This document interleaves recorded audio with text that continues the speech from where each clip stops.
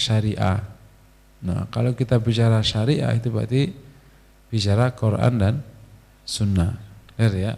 Bicaranya Quran dan Sunnah. Tidak ada yang lain. Nah, di dalam Quran Sunnah ini atau Quran kemudian melegalkan Sunnah karena Allah menyebutkan ati Allah wa atiur Rasul. Nah, Sunnah mengizinkan yang lain. Di dalam salah satu hadis yang terkenal itu, ketika Rasul mengutus Mu'adz ibn Jabal ke Yaman, Rasul bertanya, dengan apa kau hukumi? Langsung terjemahannya ya. Kata Mu'adz, dengan kitab Allah.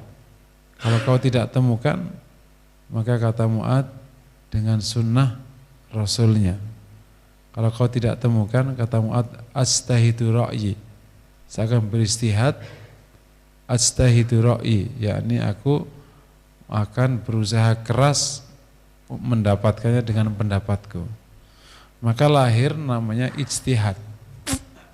Ya. Jadi namanya syariah itu ya Quran Sunnah. Tetapi Quran Sunnah memberikan legalitas namanya ijtihad.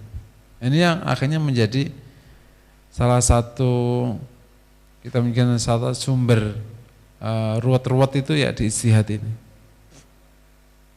Kenapa ada ijtihad? Banyak sekali alasannya, tapi kalau kita buat simplifikasi, gampang-gampang saja.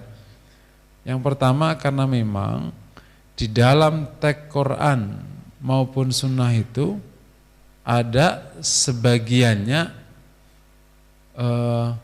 jadi gini, ada dalil yang bisa jadi maknanya lebih dari satu.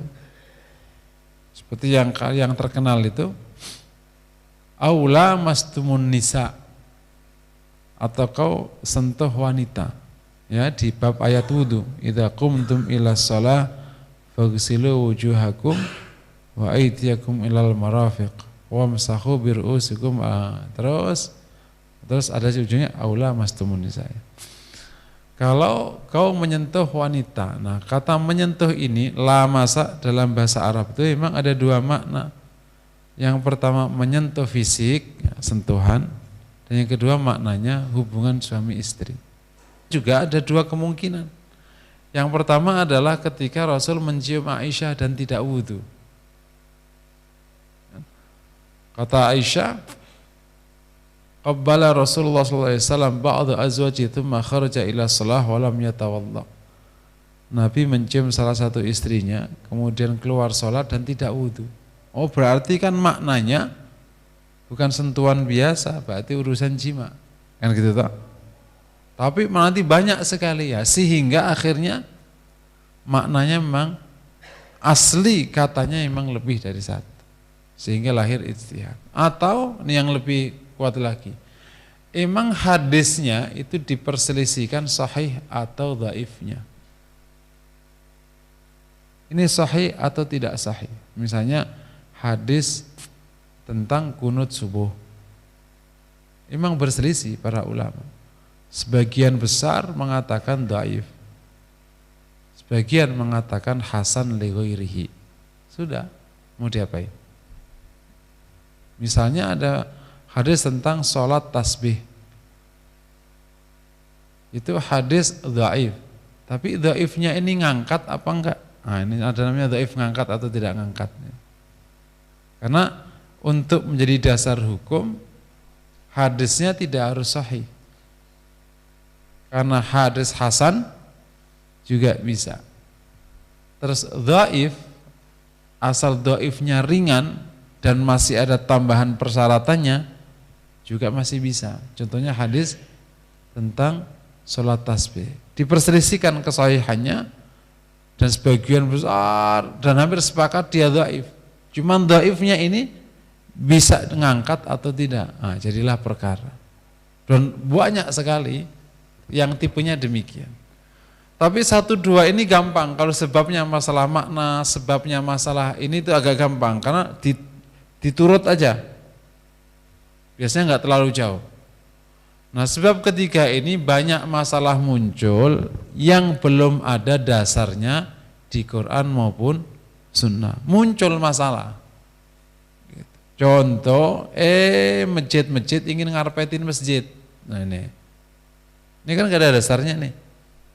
Tapi kalau nggak dikarpetin dingin Ustaz. Nah, zaman Rasul masjidnya karpetan nggak? Ubinan nggak? Nah, boleh nggak ngarpetin masjidnya? Kan masalah muncul. Nah, contoh yang sekarang kita hadapi masalah muncul. Bahkan nggak usah jauh-jauh, kita 15 abad ditinggal Rasulullah ya. Begitu Rasul wafat, muncul masalah baru. Orang tidak mau bayar zakat. Zaman Rasul nggak ada nih kasus. Diapain nih yang nggak bayar zakat? Abu Bakar, aku perangi. Saya akan perangi, kata Abu Bakar. Yang dulu bayar zakat di zaman Rasul dan tidak bayar zakat di zamanku.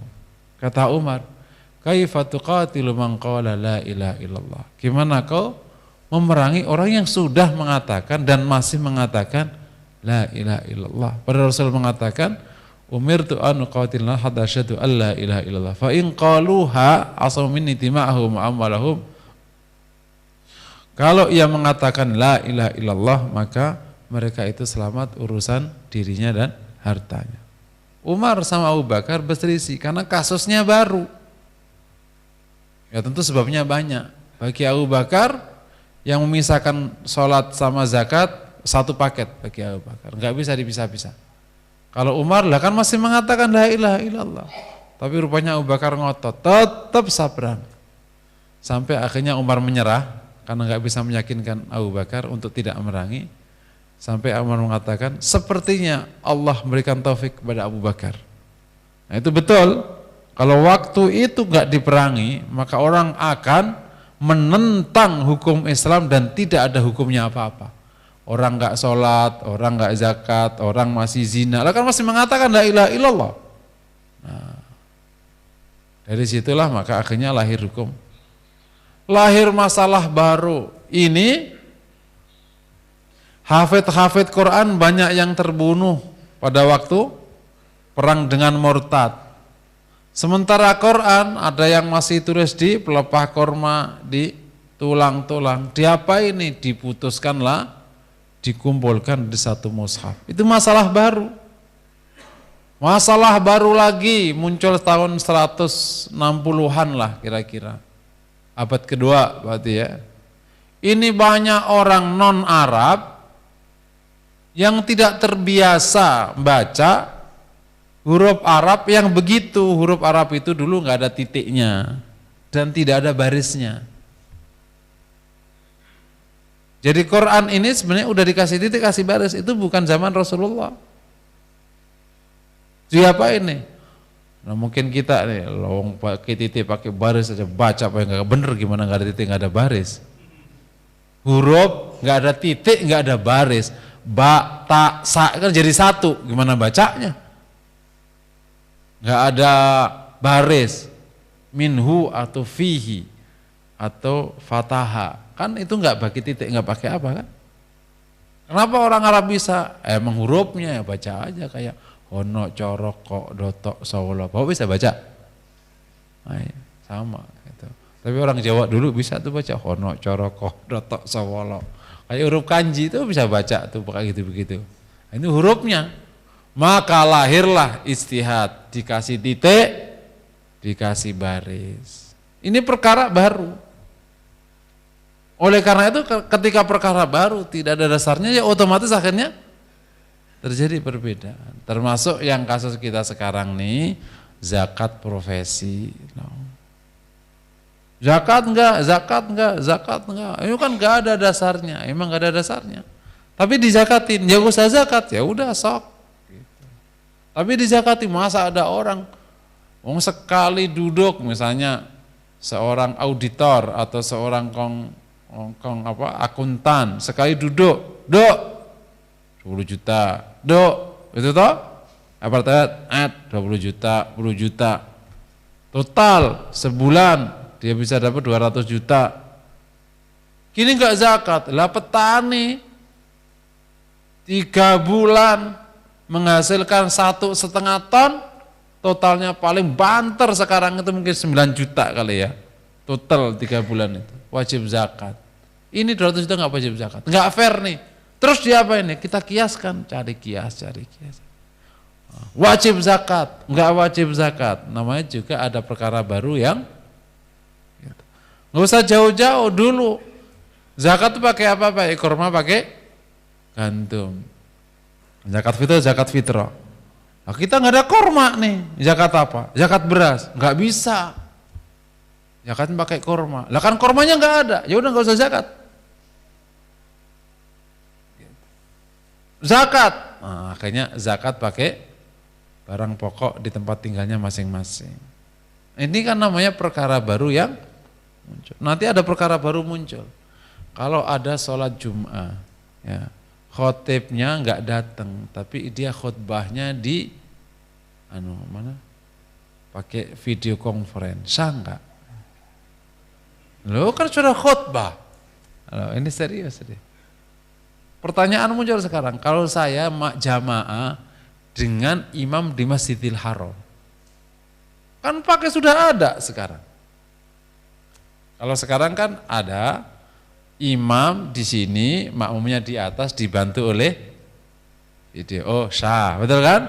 Sah. Meskipun nanti Syafi'iyah nggak ngizinkan itu, harus bolong. Kalau nggak bolong nggak sah. Betul, harus bolong. Harus ada secara fisik makmum bisa ketemu nyambung ke imam.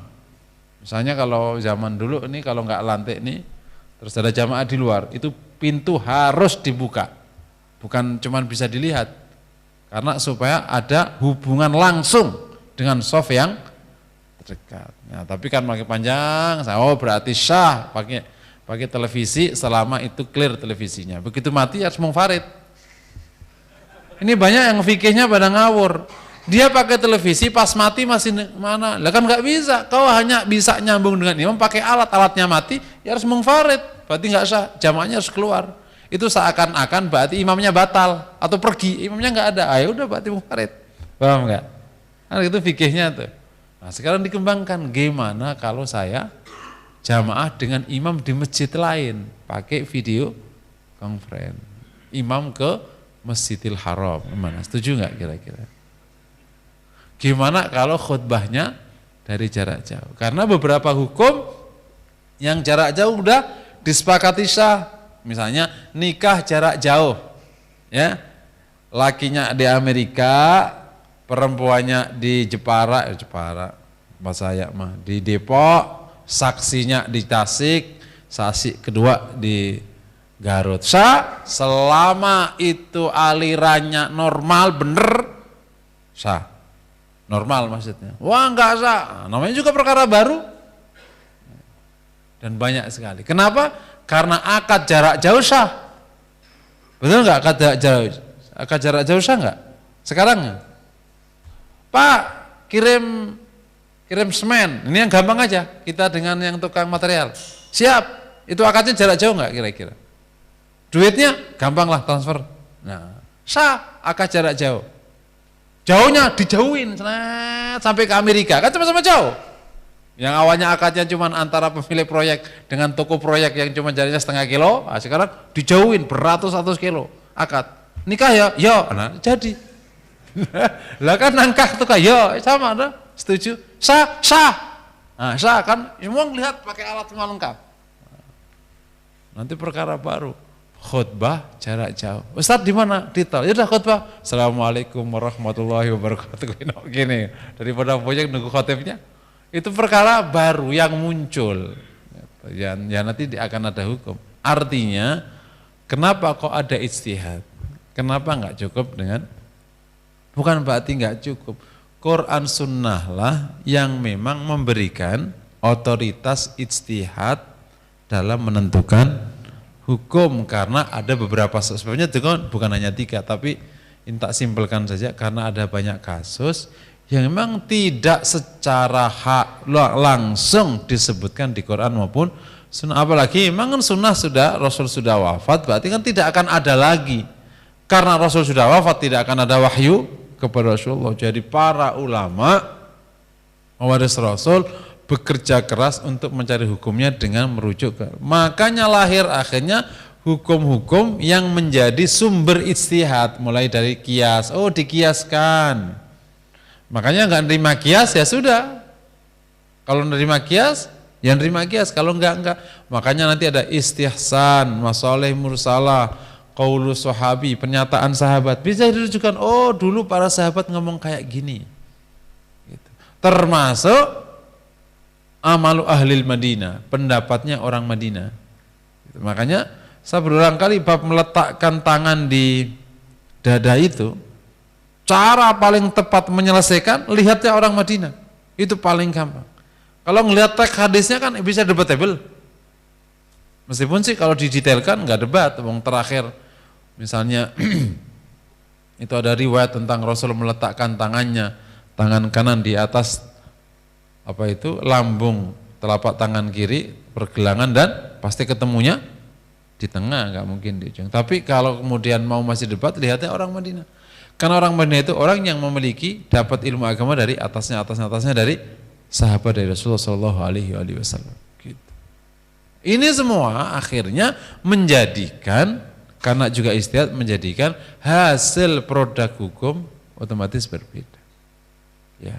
Jadi kita insya Allah kalau kayak gini bisa memahami kenapa kok di lapangan bisa berbeda. Nah, yang saya ingin pahamkan bahwa ada tipe kebenaran yang kemarin sudah kita bahasnya, yang bersifat nas, ada tipe kebenaran bersifat ijtihad. Kalau nas ya sudah saklek, sholat subuh 2 rakaat. Ada bersifat ijtihad. Karena ijtihad, karena ada makna atau karena shahid juga, ada karena kasus, maka peluang untuk berbeda itu tinggi. Dan untuk bersatu, ini rumus, tidak harus sama. Ini juga kan, terkadang orang memahami antara persatuan sama kesamaan itu dianggap adik kakak, padahal enggak. Kita bisa bersatu dengan perbedaan pandangan. Bisa, suami istri bersatu, itu berbeda. Betul enggak Pak? Jadi jangan membuat rute persatuan dengan persamaan, enggak harus. Karena kalau itu disamakan, bubar, enggak jadi persatuan. Suami istri harus sama, homo, laki ketemu laki, ya kan harus sama.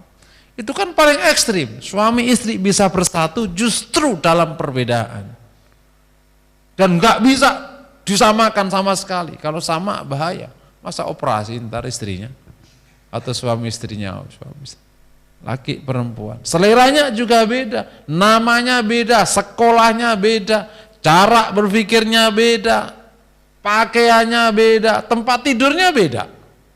Ya kan sama kayak ini kanan kiri. Lah kalau jadi satu gimana coba? Itu bisa bersatu dalam rumah tangga yang panjang sampai akhirat. Sejak zaman sahabat pun mereka juga berbeda. Cuman kita yang memang suka sama. Dan ini kalau dari ahli pendidikan, kenapa kok cenderung kita ini harus seragam sama? Karena ini korban perseragaman dalam sekolah. Seriusnya ngomong orang pendidikan kok. Kita nggak usah ngomong dunia Islam yang lain ya, kita aja. Karena dari kecil kita ini seragamkan. Dan itu kalau sekolah negeri Pak, ketat seragamnya. Kan saya baru punya pengalaman anak sekolah negeri sekarang ini, karena di SMA negeri. Itu sabuk aja harus ada kopnya, pluk gitu, SMA negerinya. Astagfirullah, ini ekstrim banget nih orang, aku bilang. Ini otoriter, penjajah ini aku gitu. Lah kan hak kita pakai baju, pakai sabuk, urusan kita lah, ngapain harus disama-samain? Harus hitam sepatunya, garis putih nggak boleh. Apa hubungannya? Yang penting sepatu. Atau sendal juga boleh, kan gak ada hubungannya antara otak sama kaki kan? Ini omongnya orang merdeka begini ini. Misalnya, apakah ada hubungan antara sepatu hitam dengan kecerdasan? Ada nggak? Kan gak ada hubungannya, ngapain nggak usah dihubungkan? Apalagi antara baju masuk dengan baju tidak masuk. Wah ini rapi nggak rapi? Jokowi nggak masuk bajunya, malah jadi presiden. Ini bab tentang suka menyamakan. Orang pendidikan udah banyak yang protes. Yang benar itu biarkan setiap orang menjadi dirinya. Setiap orang memahami perbedaannya. Gitu. Nah, sehingga berbeda itu tidak mengancam. Kalau kita ini karena harus sama, berbeda itu mengancam. Berbeda itu mengancam. Awas ya kalau makan jengkol, jangan makan di sini. Lah nggak apa-apa, ibu makan jengkol, habis itu sikatan gigi ya, baru makan bareng sama saya. Simpel. Berbeda itu tidak mengancam. Jadi korban keseragaman sebenarnya. Dan nanti macam-macam sebabnya. Karena semakin matang seseorang itu, semakin menerima perbedaan. Contohnya apa? Adik kakak dulu, gara-gara permennya beda. Wah, permenku kuning, permenmu hijau. Ah, bagusan kuning, bagusan hijau. Lah tengkar tuh. Gara-gara permen warnanya aja. Begitu gede, nggak ada masalah. Begitu gede, jadi semakin dewasa orang, semakin menerima perbedaan. Itu para sahabat. Makanya banyak beberapa tokoh mengatakan di zaman Rasul itu sudah terlalu modern, bahkan lebih modern daripada zaman modern sekarang. Sikap ya, bukan teknologi itu sesuai dengan masa. Sikap masyarakat sudah sangat mapan karena menerima perbedaan, menghormati, partisipasi publik luar biasa tingginya dan lain sebagainya. Nggak ada konflik, nggak ada apapun. Mereka saling berukhuwah di antara mereka, kokoh sekali. Nah, kita kembali ya, begitu sudah mulai ada istiad, berarti kan produknya bisa jadi berbeda. Masuk ke tema kita hari ini. Tadi kan ada Quran atau Sunnah. Nah, begitu masuk Quran, lahir bab. Kenapa harus kita sampaikan di sini? Ini sebenarnya kalau bab ini bab para ulama, para mujtahid. Cuman masyarakat perlu paham gimana memahami Quran. Karena hari ini ada dua hal yang menarik. Yang kemarin saya ceritakan itu loh. Terjadi anomali di antara ya, sementara jamaah itu S2, S3 di pendidikannya, tapi untuk agama dia masih ingat gak tuh? Pemula, awam. Dia awam di urusan agama, dia top di urusan, bahkan banyak profesor awam. Profesor kok awam? Awam itu maknanya apa kan nggak ngerti. Sama, ustadz itu alim di bidang ini, awam di bidang yang lain. Gitu. Cuman masalahnya awamnya bidang yang paling pokok, namanya agama. Nah, itu salah loh. Itu namanya DL, derita loh. Kalau misalnya ada orang yang pokok bisa yang nggak pokok, yang mananya nggak pokok. Gitu. Ini kan yang pokok malah awam. Ya, padahal pinter di bidang ngurusin bangun.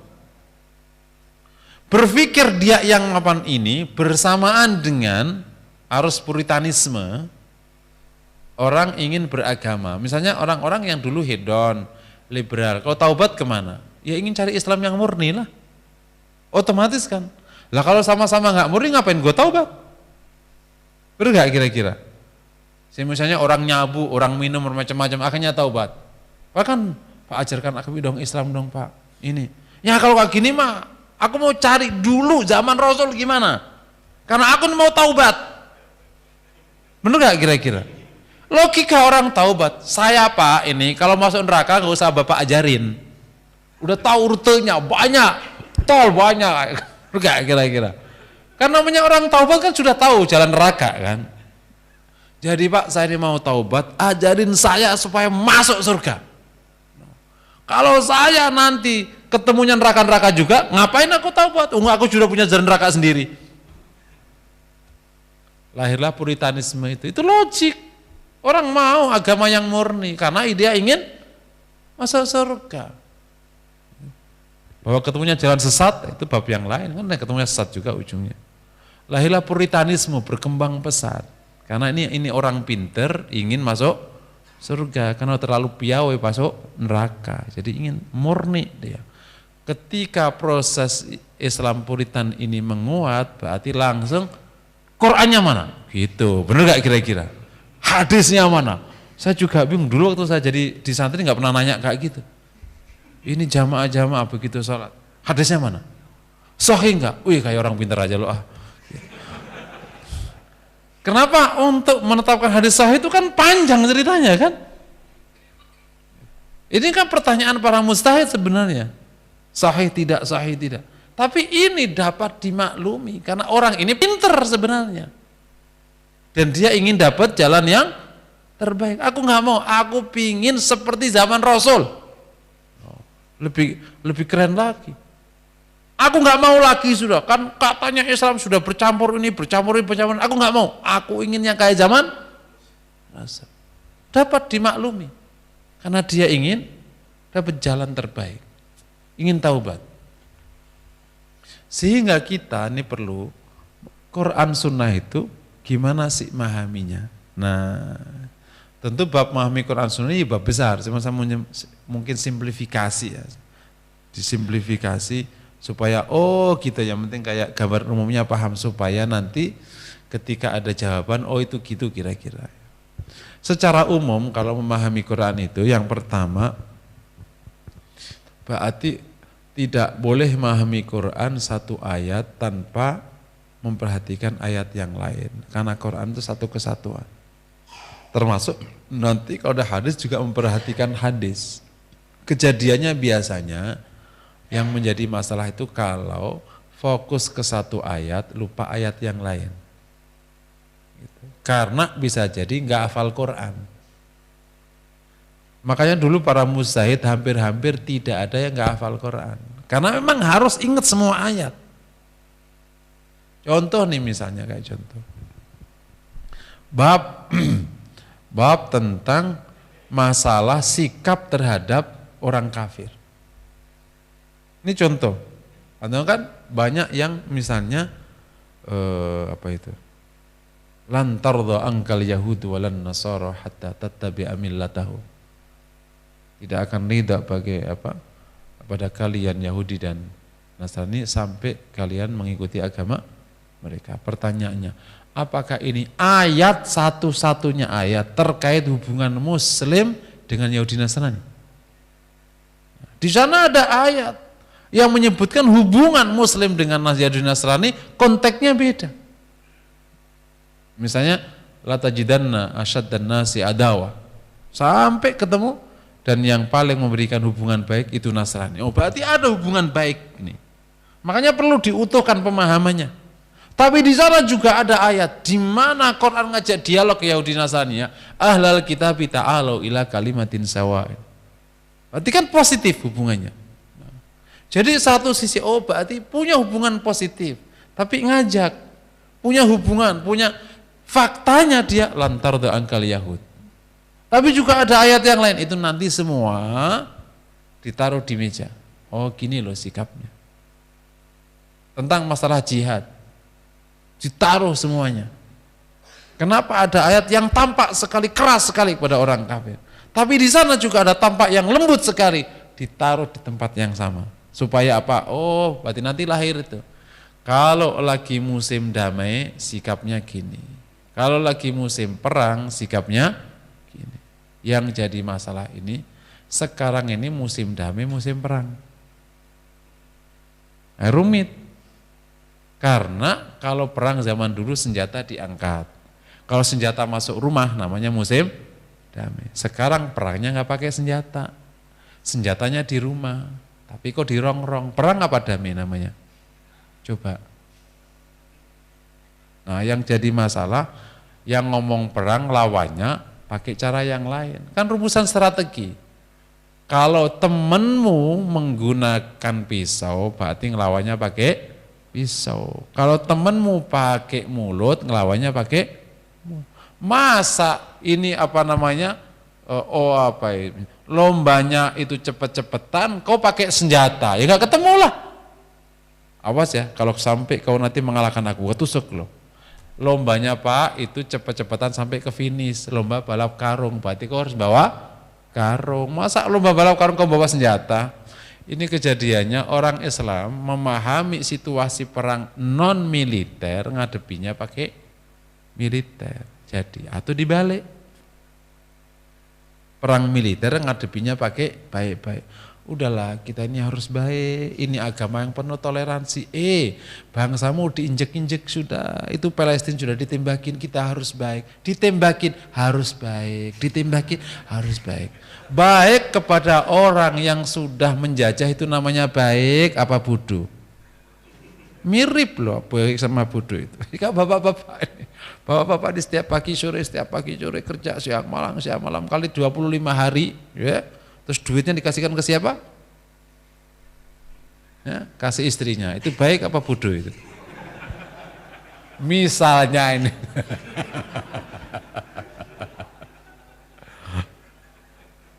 Ada orang kerja siang malam, ya, terus ini Pak hasilnya, Bapak wah saya enggak usah. Itu namanya baik apa? Baik insya Allah ya. Nah, udah kasih semuanya setiap pagi ngemis ke istrinya, transport. Lah duitnya udah habis. Dapetnya gimana? Waduh bonusnya nggak disampaikan. Langsung istrinya pinter, tanya ke Ustadz, Ustadz kalau ada suami tidak melaporkan penghasilannya, itu baik apa buruk? Nah, gitu. Buruk, oh, Pak itu buruk loh Pak, ini loh bonusnya juga sekalian, tambah kerewes.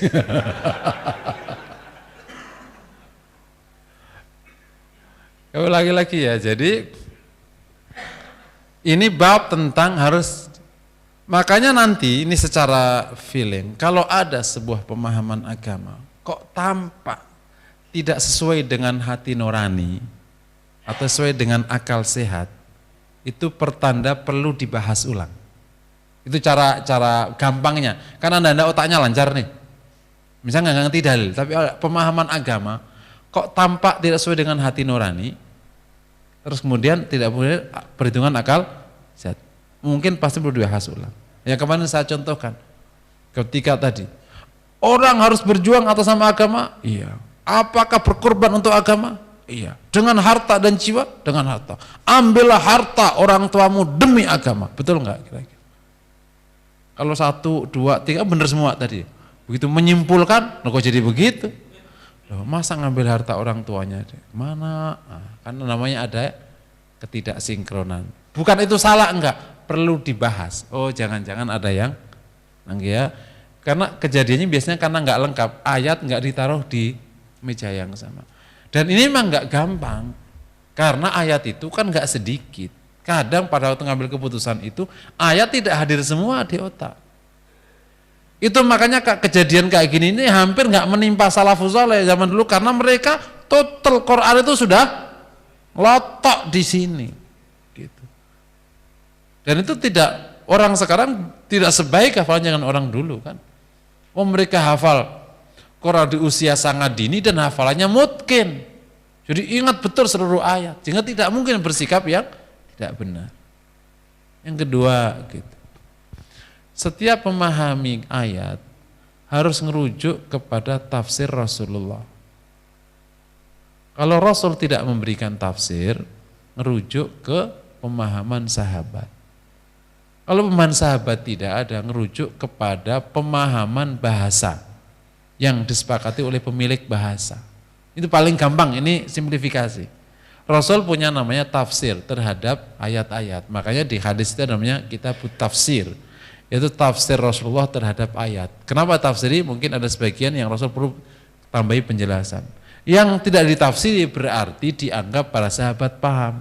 Loh kok nggak ada tafsirnya tapi kok nggak kita paham? Bukan berarti nggak paham, karena kita aja nggak paham bahasa. Mirip kan, undang-undang dasar sudah ada penjelasannya kan. Loh kok ini ada yang kita nggak pahami, nggak ada penjelasannya? Berarti bukan salah mereka penjelasan, karena kita yang di bawah standar undang-undang dasar. Wong nggak ada penjelasan kok nggak paham. Sama. Ini ada Quran nggak ada penjelasan dari Rasul, kita nggak paham, berarti di bawah standar. Nanti nanya, makanya tafsir itu aslinya harus dengan riwayat. Ini aslinya.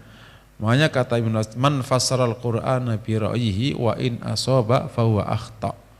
Barang saya mentafsiri Quran dengan pendapatnya sendiri, meskipun benar ya salah. Kayak dokter itu kalau memiliki otoritas, kalau dokter bedah jantung, terus dia ngobatin, terus bedah, mati, bener apa salah? Bener, karena prosedur, bukan dokter, ya. Terus bedah jantung, sehat, bener apa salah? Salah, karena bukan otoritasnya. Orang itu kalau bukan otoritasnya, meskipun benar itu namanya kebetulan, bukan benar, nggak, tetap salah. Nah sama, yang mentafsiri Quran itu ya Rasulullah. Karena yang paling paham tentang wahyunya Allah ya. Kemudian para sahabat yang tinggal bersama Rasul, karena kan yang pertama kali mendengar wahyu turun. Bahkan nanti kalau ngerujuk ke bahasa, ngerujuknya itu kepada Quraisy karena memang di situ turunnya. Nah, tibaan lahir pemahaman-pemahaman yang muncul. Misalnya nih tentang sholat. Sholat itu ingat. Loh kok ingat gimana? Karena dalam bahasa sholat itu maknanya zikir, ingat. Ya sudah, berarti ingat. Bener nggak kira-kira? Karena sholat itu sudah diambil tafsirnya oleh Rasulullah. Sholat itu ya begini ini. Gitu ya. Makanya setiap istilah agama yang sudah dijelaskan oleh agama, maka bahasa hilang. Karena agama itu datang dari sana, yang paling bisa menjelaskan Rasulullah. Terakhirnya orang Arab. Makanya nanti ada istilah-istilah. Tidak bisa istilah Quran menggunakan pendekatan masyarakat non yang sudah misalnya dari tafsir Rasulullah nggak ada, sahabat nggak ada. Dari mana? Dikembalikan ke pemilik bahasanya. Contoh nih, ada beberapa case pemahaman yang berbeda meskipun mirip-mirip.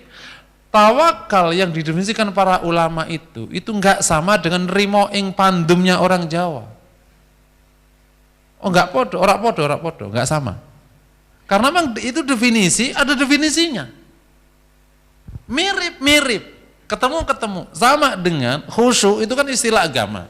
Itu tidak sama dengan orang meditasi. Ada kesamaan, tapi nggak sama. Makanya ketika khusyuk didefinisikan menggunakan pendekatan meditasi, kemana-mana, masa ada fly, tek gitu, teknya piye tek gitu. Nanti ada cahaya, loh kok cahaya, kok kemana-mana jadinya. Karena memahami tek-tek Quran tidak pakai prosedur. Rasulullah dan para ulama tafsir tidak pernah mendefinisikan khusyuk dengan cara itu. Khusyuk at-tadarru, menghibah pada Allah. Nanti ada panjang bersamaan dengan mahabbah, takut, cinta, takut, berharap, ingkisar, itu khusyuk. Karena itu definisi. Nah, pembiasanya biasanya kayak gini.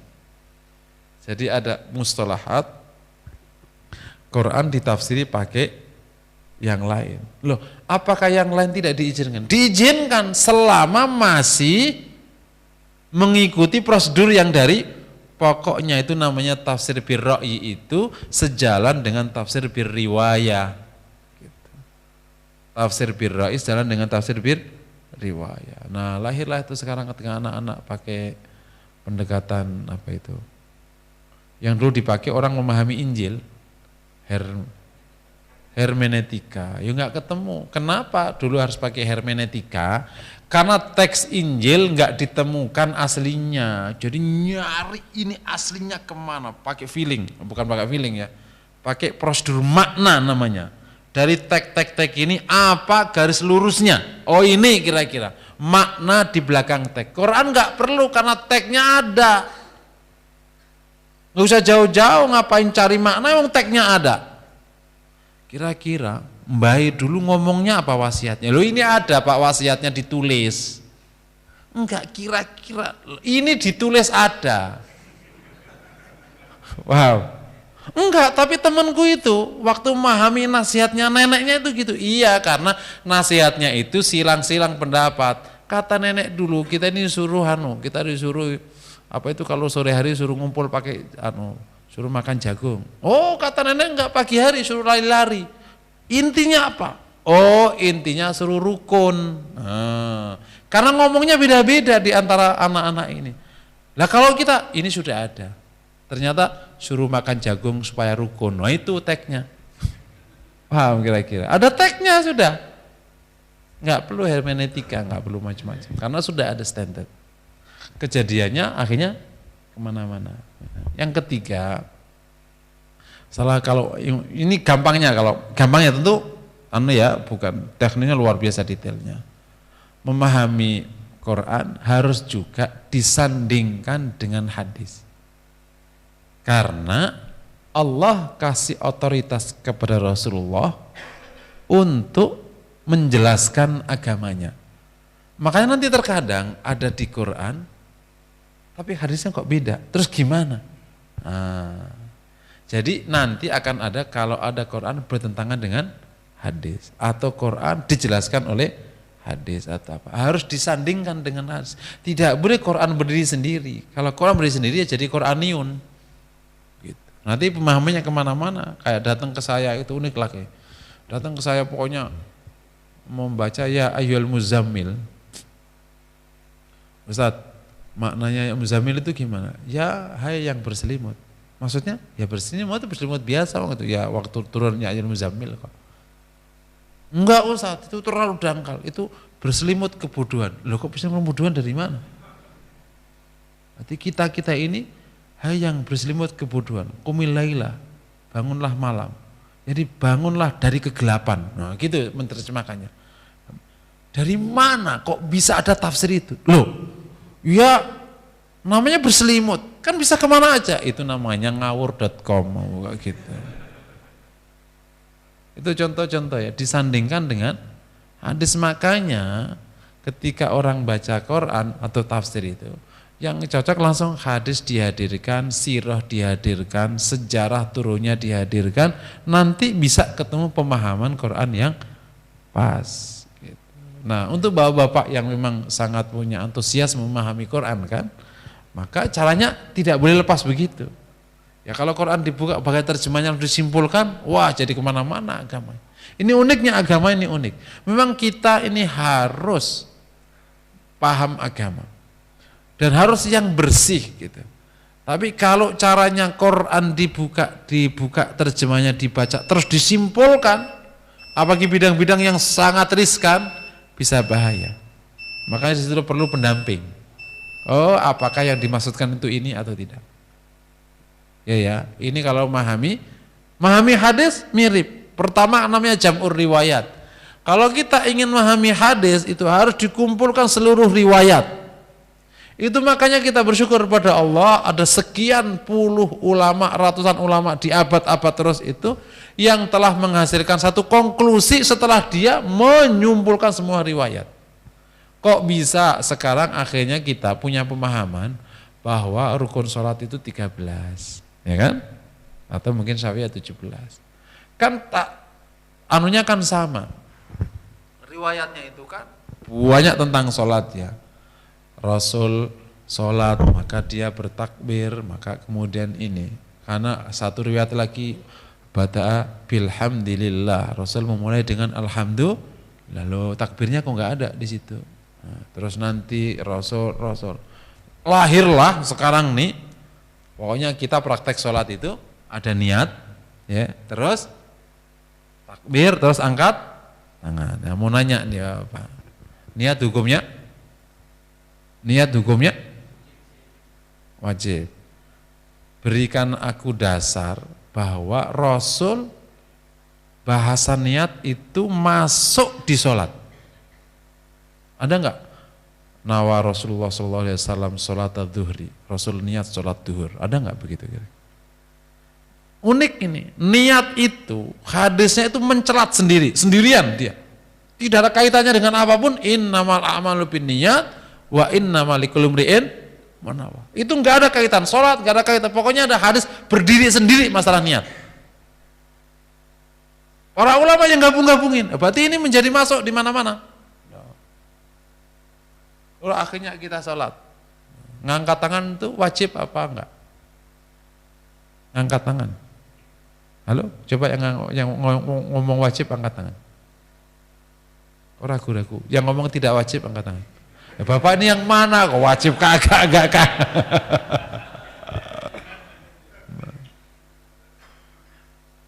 Terus akhirnya takbir ya, Allahu Akbar. Allahu Akbar wajib apa tidak wajib?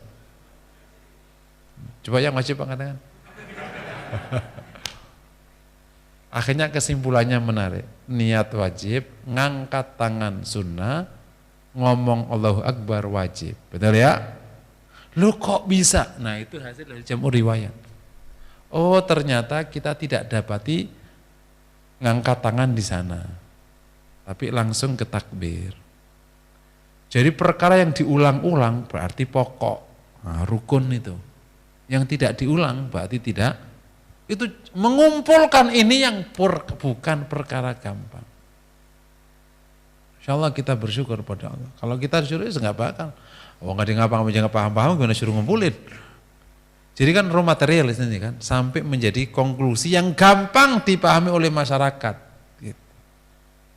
Kita akhirnya pokoknya sekarang begitu ruku, sujud, subhan rabbiyal a'la, subhan rabbiyal azim, terus apa subuhun kuntus, itu dulu dikumpulkan. Ada sekitar 13 riwayat. Bacaannya macam-macam. Allahumma laka raka'tu wa bika amantu wa alaika aslam wa alaika tawakkaltu anta rabbi. Kok ada riwayat berbeda? Jadi yang benar yang mana? Para ulama bahas lagi. Oh, kalau ini boleh dipakai semuanya. Kalau ini dipilih salah satunya. Oh, kalau ini digabungkan. Kalau ini dipilih. Yang pertama di jam'ur riwayat. Dan ini adalah tugas paling berat bagi ulama mengumpulkan riwayat. Dan kita bersyukur sudah terkumpul, jadi enak kita. Gitu. Pokoknya kita ini orang belakangan itu setelah abad keempat, kan proses itu semua 3 abad tuh. Itu tinggal ini aja apa? Tinggal baca.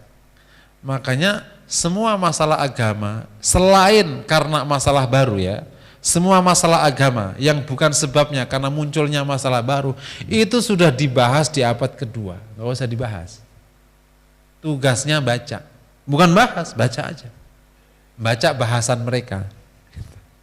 Nanti bahasan mereka ya kadang ada yang sama, kadang ada berbeda. Ya udah gitu aja.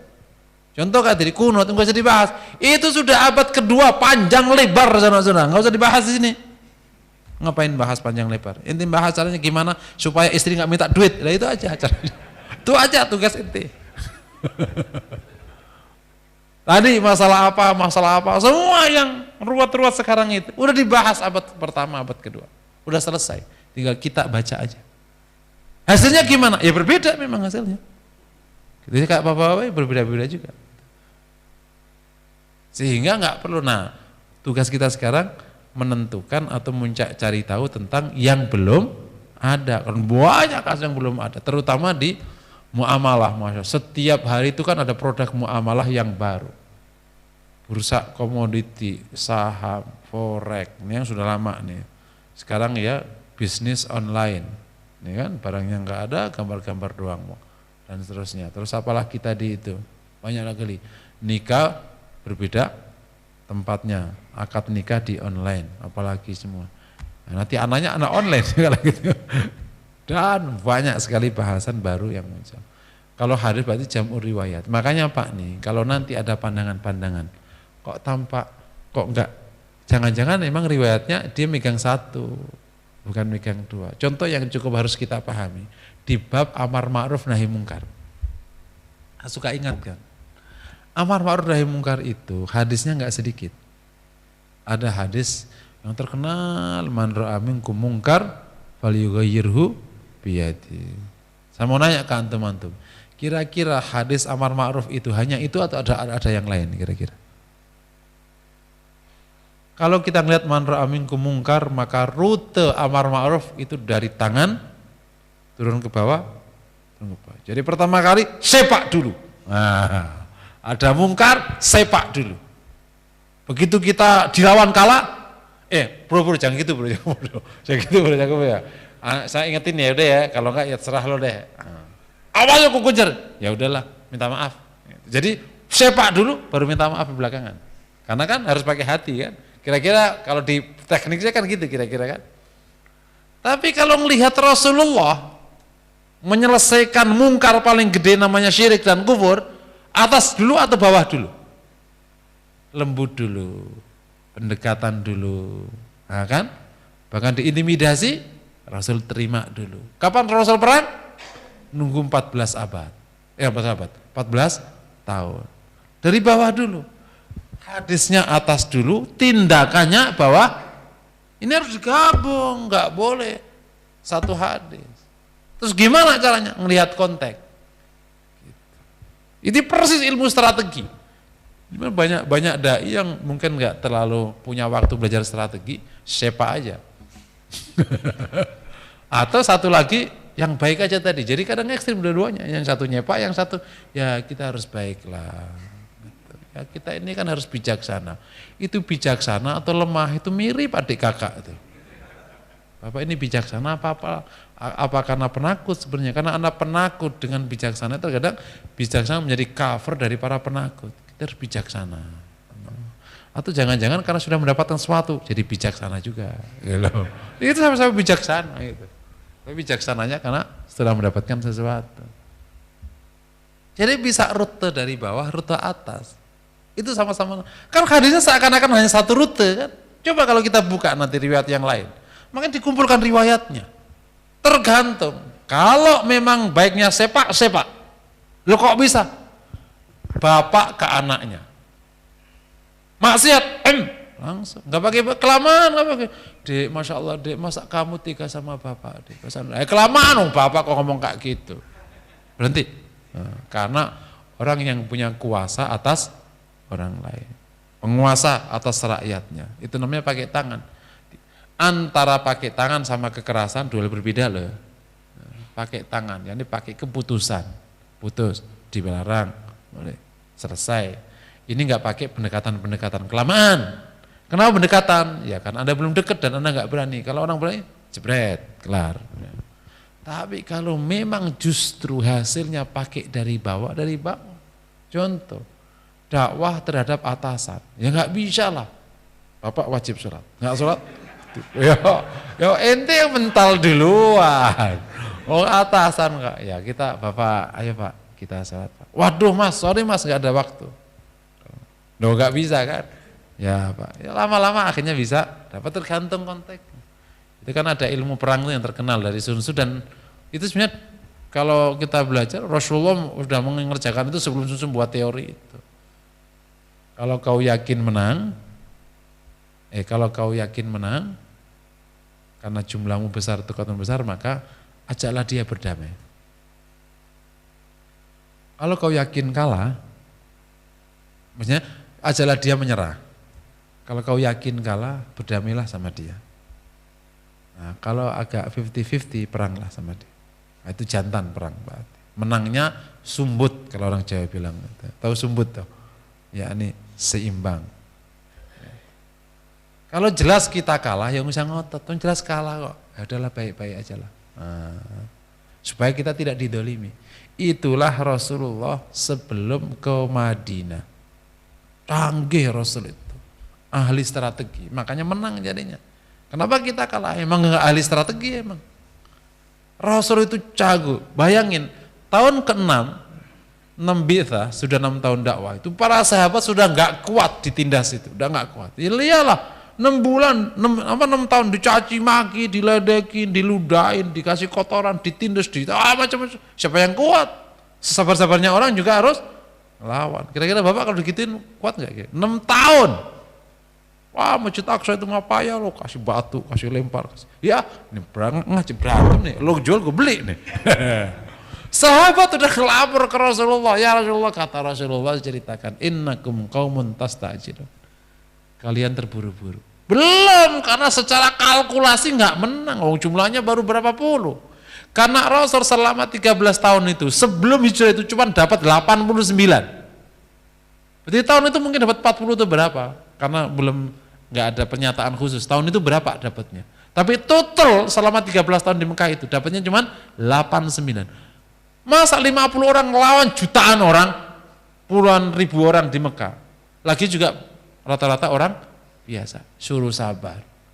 Orang kalah ya sabar. Oh menang baru. Begitu makin terus lagi, maka Rasul mengungsikan mereka ke Habasa. Itu canggih. Begitu kokoh di Madinah kan, kumpul semua, jantan laki-laki semua, imannya udah kokoh semua, kokoh, Allah izinkan. Bahkan yang nyuruh perang, Allah sudah nyuruh kan, pasti Allah sudah ukur. Allah tahu, benar. 314 ngelawan 1000, selesai seketika, sehari. Jadi ini namanya kalkulasi. Di dakwah tadi amar ma'ruf itu pakai kalkulasi, menang apa kalah nih. Kalau kalah baik-baik dulu kita. Nah ini yang terkadang nggak jalan. Pokoknya sepak aja. Kalah ya, puyeng kita akhirnya. Karena dakwah itu kalau kalah babak bundas, Pak. Nah, dakwah itu nggak boleh kalah. Jadi kalau memang yakin kalah, buat seimbang, baik-baik dulu. Ilmu kayak gini harus masuk di otaknya para pendakwah. Ini baik-baik dulu. Supaya apa? Nggak ditindas. Supaya ada kesempatan lah ibadah. Tapi kalau main man ra'a minkum munkar falyughayyirhu, sepak ya, langsung sepak balik. Selesai sudah. Orang istilahnya orang lemah kok belagu, sepak balik selesai sudah, dikunci langsung. Nah, ini bab tentang jam'ur riwayat. Makanya perlu riwayatkan. Setelah sudah dikumpulkan riwayatnya itu, prosedurnya dipilih mana yang sahih, mana yang hasan, mana yang dhaif. Maka diambillah yang sahih. Nah, menentukan ini bukan perkara gampang. Makanya kalau misalnya tiba-tiba kita sekarang dengan cara memang itu benar gitu, tapi ngeloncat pertanyaannya. Begitu ada satu tindakan, hadisnya sahih enggak? Mestinya kalau saya dijawab, aku juga nggak ngerti sahih apa enggak sahih. Kenapa? Taunya menurut ulama itu sahih. Dan sahih ini kan ijtihad. Tapi intinya, maka mulailah para ulama dulu mengijtihadi mana yang sahih, mana yang tidak sahih. Maka dikumpulkan, nanti pasti hasilnya kayak gini. Terkadang riwayat itu sepakat semua, nah, clear, gampang. Terkadang riwayat itu berbeda, nanti berbedanya kayak apa? Nanti dirumuskan. Bahkan terkadang perbedaannya itu utara selatan. Seperti apa? Hadis bismillah itu. Waktu sholat. Rasul memulai dengan alhamdulillah. Kata Abu Hurairah, saya mendengar Rasul baca bismillahirrahmanirrahim. Ada 7 riwayat. Nah, nanti para ulama ngumpul-ngumpulin. Oh, nyimpul, perkes menyimpulkannya. Karena nanti ada sahih ketemu sahih berbeda. Oh, tapi ini tambahan berarti. Namanya konsep ziyadatul thiqah. Tapi ini enggak ini. Tapi ini kok riwayat banyak sekali tapi sahih sekali. Oh, berarti ini namanya khilaf tanawu, bukan bertentangan, tapi ini pilihan. Contohnya bacaan ruku itu 13 riwayat. Bacaan sujud 13 itu bukan berbeda-beda. Bacaan iftitah itu 3 riwayat. Gitu. Nah, begitu ada 3 riwayat dia, wah, berarti ini bertentangan. Aku milih ini loh, salah-salahan itu kayak zaman dulu. Yang satu Allahumma ba'id baini, yang satu kabir alhamdulillah. Dan itu mengriwayat dari Rasulullah boleh. Kalau bagus baca aja semuanya. Jadi akhirnya nggak Fatihah. Oh, itu 3 riwayat kan. Dan terakhir itu panjang sekali. Pilihan. Ya macam-macam lah. Kalau sudah dipilih sahih. Nah, setelah dikumpulin dipilih sahih mana, terus kemudian di ini baru kemudian yang terakhir itu adalah proses mengambil kesimpulan dari fakta tadi. Apakah nanti misalnya tadi, oh kalau sahih ketemu dhaif diambil sahih. Tapi sahih ketemu sahih bertentangan diapakan? Proses mengambil kesimpulan. Nah, kesimpulannya itulah yang sekarang ada di fikih. Kalau di masalah hukum simpel saya sebutkan tadi. Nah, kita perlu tahu itu karena kita bertanya kenapa ini begini, itu jadi masalah kan. Gitu. Misalnya, kenapa? Karena kita sekarang ketemu satu fenomena atau fakta sosial keberagamaan yang kenapa kok temanku itu sholatnya begini. Nah, yang satu kok dia, jangan-jangan dia malas. Bukan karena sunnah. Males lo, gerakin gak mau. Enggak, Allah terlalu semangat tuh gini mulu loh. Nah, karena nanya ini maka harus paham itu. Kalau nggak nanya sih nggak apa. Kenapa nanya? Karena dia profesor, karena dia pinter. Kenapa bisa berbeda? Lah kan Rasulnya sama. Aku mau nyari yang benar. Ini pertanyaan yang sering. Kan Rasulnya sama Ustaz. Kok bisa berbeda? Lah justru itu. Semua orang ingin tahu yang dikerjakan Rasul itu apa. Loh apakah nggak ada? Loh emang riwayatnya beda. Aku mau tahu yang benar yang mana? Ya yang benar yang itu. Semuanya juga ingin seperti Rasulullah. Bukan berarti kalau berbeda itu berarti tidak benar. Karena semua ingin seperti Rasulullah. Even yang mau kunut subuh itu mau seperti Rasulullah. Bukan berarti aku nggak ingin kayak Rasul. Intinya kayak Rasul. Ada nggak gitu? Semua ulama yang tadi beristihad, ngumpulin riwayat, nyari yang sahih, itu ingin persis dengan Rasul. Cuman ketemunya beda. Nah, kalau beda gimana? Kan nggak ketemu Rasul dianya. Ketemunya apa? Riwayat dari Rasulullah yang diceritakan para sahabat. Kita nanya, jangan-jangan sahabat salah. Oh, nggak bisa. Sahabat tidak salah karena Allah telah menyatakan ridha pada mereka. Kalau Allah sudah ridha ya berarti benar. Makanya untuk jadi benar nggak harus kaku. Antara benar sama kaku itu berbeda. Betul nggak kira-kira? Saya berikan contoh nih, di jalan tol. Kata si ini suaminya itu orang benar, tapi ngakunya benar dan ini orang kaku. Ma, kita jalan kita santai aja. Iya Pak, ngerem lah dia jalan di rute yang 4. Berapa? 4 itu 60 ya, 60-70 rute. Mas, itu kosong belah kanan, kita harus lurus. Itu ada truk, ya kita tunggu truknya. Kata suaminya. Kan kita harus, kan kita kan sudah bilang kalau ini aku nggak mau kalau aku kenceng, aku harus 70, aku nggak berani, mau 80. Tapi itu ada truk. Itu namanya bener apa kaku? Itu namanya kaku. Paham ya? Orang bener sama orang kaku itu dua berbeda. Kita harus ngikuti sunnah, katakan. Sunnah versi siapa? Paham kira-kira? Antara bener sama kaku dua hal berbeda. Kayak tadi, harus amar ma'ruf nahi mungkar, sepak. Itu bukan benar, itu kaku. Memakai satu hadis doang. Atau yang lain. Antara fleksibel sama salah dua hal berbeda. Kalau ada orang di tol, begitu ngelihat kenceng dia ngenet kanan. Begitu ke kiri lagi turun lagi. Itu namanya fleksibel. Tapi salah nggak dia? Nggak salah, masih di rute tol. Begitu dia langsung ngiri sekali ngenceng, nah itu baru namanya salah. Karena itu nggak boleh. Tapi selama dia di lajur yang 5 itu, ya dia bisa kenceng naik ke 1. Mulai pelan-pelan dia turun ke bawah, tergantung kondisi. Itu namanya fleksibel. Jadi jadilah orang benar yang fleksibel. Jangan jadi orang benar yang kaku. Atau jangan jadi orang fleksibel yang salah. Jatuhnya bukan fleksibel. Kita udahlah, kita baik-baik aja. Agama ini tuh fleksibel. Oh, maksiat kok fleksibel.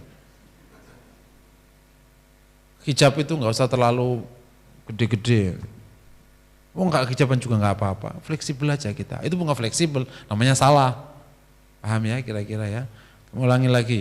Nah, yang kita temukan hari ini itu kan sudah hasil dari proses ijtihad para ulama. Kita perlu paham itu. Jadinya nanti ketemunya begitu itu ketemunya. Nah, jadi dulu para ulama memahami Quran Sunnah demikian jelimetnya itu, hasilnya sudah kita terima. Kita perlu memahami itu sehingga begitu kita sekarang ada di salah satu hasil, kan tiba-tiba kita sekarang ada di salah satu hasil.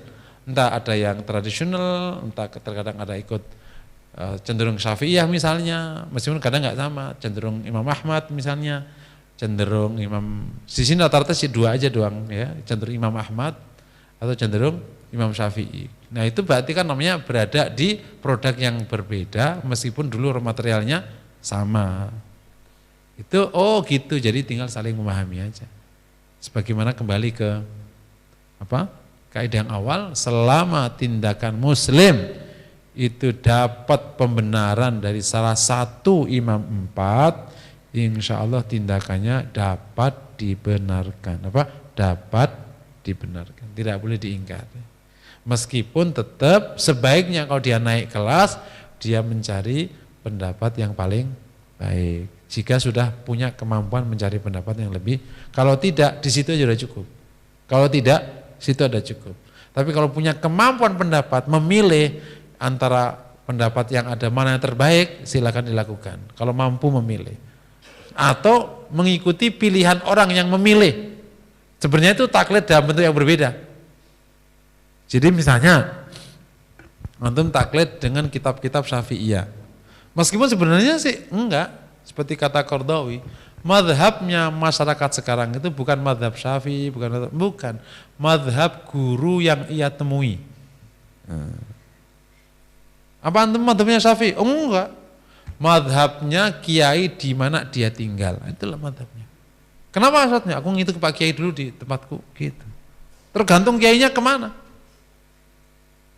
Apakah kiainya benar sama Syafi'i? Belum tentu. Oh juga dia ke atasnya, belum tentu juga. Tergantung ke atasnya. Tapi segitu-gitunya ini.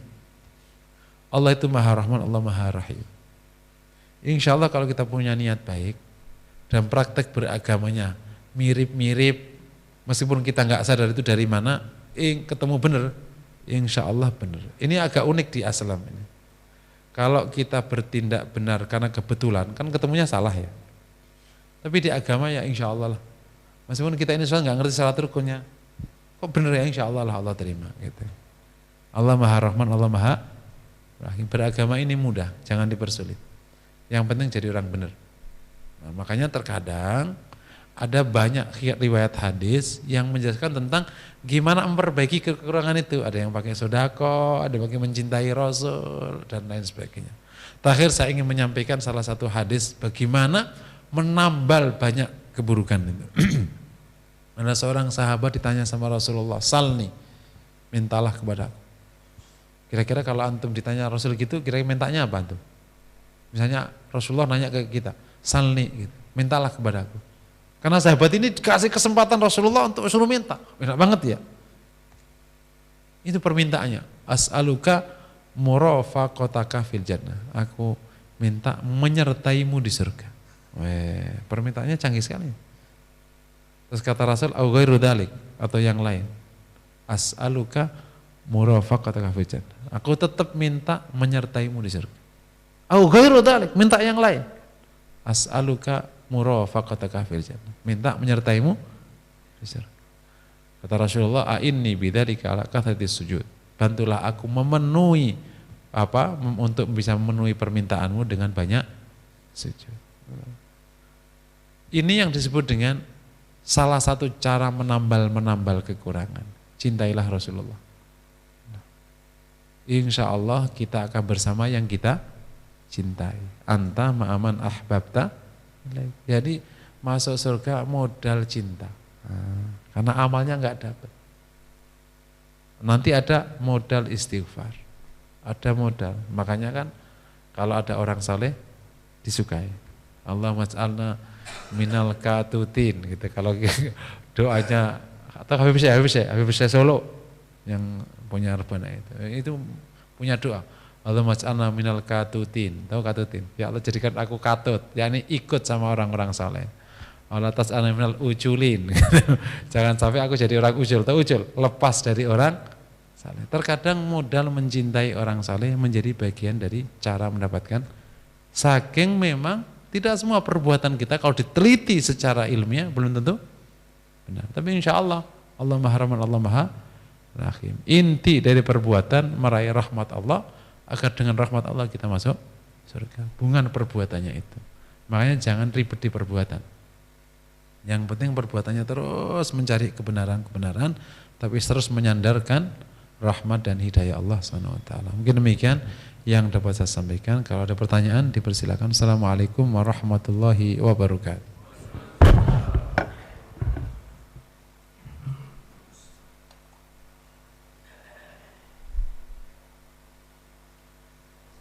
Ada nanya? Cukup ya? Ya. Kita akhiri subhanakallahumma hamdik. Asyhadu an la ilaha illa anta astaghfiruka. Assalamualaikum warahmatullahi wabarakatuh.